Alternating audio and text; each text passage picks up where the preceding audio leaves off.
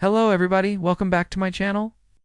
Today we're going to be talking about an undercover agent who infiltrated the Mafia. This is one of my favorite stories and I know you guys are going to love it, so let's get into it. Joseph Bonanno was born on January 1921 in Brooklyn, New York. He grew up around many gangsters and criminals, but he wasn't born into the Mafia. In fact, his father actually worked as a police officer for most of his life. Joseph followed in his father's footsteps and became a police cadet at age 18. Oh. But he quickly quit after being bullied by some older cadets. Bonanno became a sailor in the Merchant Marines and sailed all over the world until 1943, when he returned home and joined the army. He was sent overseas, where he fought in World War II, before returning home again in 1946. When Bonanno returned from the war, he found that things had changed, and there were now new gangs and rivalries in his old neighborhood. The gangs were made up of recently returned soldiers just like him, and soon violence erupted between them. Eventually, Joseph was pulled into a fight with one of the gangs, and he ended up killing someone. Of course, he couldn't tell anyone that he'd been involved, so he fled. He abandoned his old life and started fresh in Las Vegas. He got a job as a used car salesman, and everything was going well for him, until one day one of the men he'd fought with in Brooklyn found him. His name was Joseph Barbera, and he told Bonanno that they needed to talk. When they met, Barbera explained that he had something that belonged to Bonanno's cousin, and that he wanted it back. Of course, Bonanno didn't know what he was talking about, and Barbera got angry and threatened him. Bonanno knew that he couldn't win in a fight, but he also didn't want to be a coward. So he asked for 24 hours to come up with a plan. He went home that night and called his cousin to ask him what Barbera wanted. And his cousin had no idea what Barbera was talking about either. So Bonanno decided to pay Barbera a visit. He went to the man's house and told him that he wasn't going to be able to get whatever it was he wanted, and then Bonanno threw him out.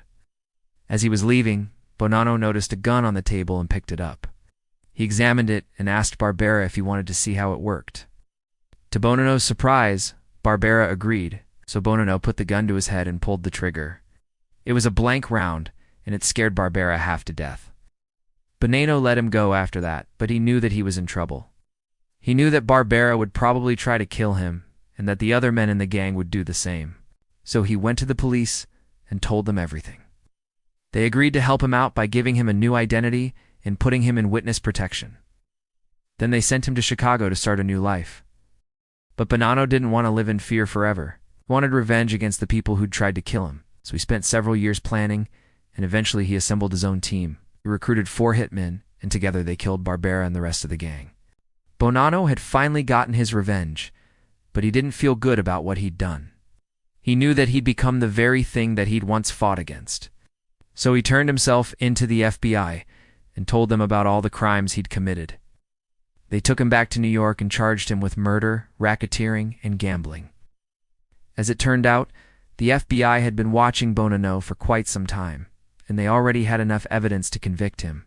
However, they liked him because he was willing to give them information about the Mafia, so they cut him loose after serving only 2 years of his sentence. They helped him get a new identity and moved to Los Angeles. There he started a construction company and even married one of Frank Sinatra's daughters. He lived a normal life for the next few years until the FBI came knocking again. They asked him to infiltrate the Mafia and gather intelligence on them. This time they promised him immunity from prosecution, and they kept their word. After the first day of his mission, Bonanno wrote to the FBI director telling him that the mission was impossible. The FBI didn't believe him and sent him back in. It turned out that Bonanno was right. It was almost impossible to infiltrate the Mafia, and he had to spend months pretending to be a low-level gangster while gathering intel. But eventually he was accepted and rose through the ranks.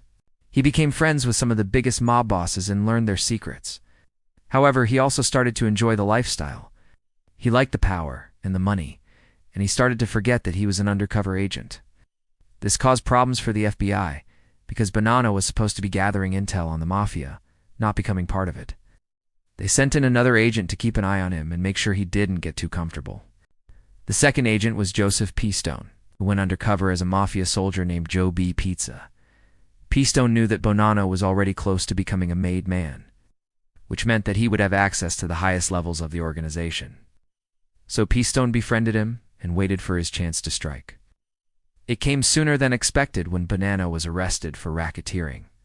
Peastone took over Bonanno's position and continued gathering intel. He worked his way up through the ranks and eventually became a capo regime, which put him in charge of a crew.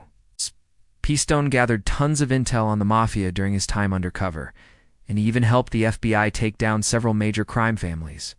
However, eventually the FBI needed him to go deeper. They wanted him to become a member of the Commission, which was the highest level of the Mafia. But Peastone knew that it wasn't possible. He'd already been undercover for 10 years, and he was starting to lose his mind. He could feel himself becoming more like the mobsters he was supposed to be fighting, and he knew that he wouldn't be able to come back from that. So he told the FBI that he needed to come home. They agreed and brought him back to New York. However, now he had to convince the mob that he wasn't an informant. It was hard, but eventually he was able to convince them. He went back to his old life and started a legitimate business. Peastone later revealed that he had never been an informant and that he'd never gathered any intel for the FBI. Of course. The FBI didn't believe him and they arrested him. They charged him with lying to federal agents, but they dropped the charges after Peastone threatened to sue them. Bonanno was released from prison in 1986, and he spent the rest of his life in hiding. He changed his name and moved to a small town in Arizona. He lived there under the false identity of a retired police officer until he died in 2002. Nobody knows exactly where he's buried. It's believed that he was killed by the Mafia for being a rat, but there's no solid evidence to confirm this. Peastone, on the other hand, is still alive and living in New York under witness protection. He has given several interviews over the years, and he has even written a book about his time undercover. So there you have it. That's the story of the undercover agent who infiltrated the Mafia. What do you think? Did you know about this before? Let me know your thoughts in the comments below. And if you enjoyed this video, be sure to check out some of my others. I've got tons of content on all sorts of topics. Thanks for watching, and I'll see you next time.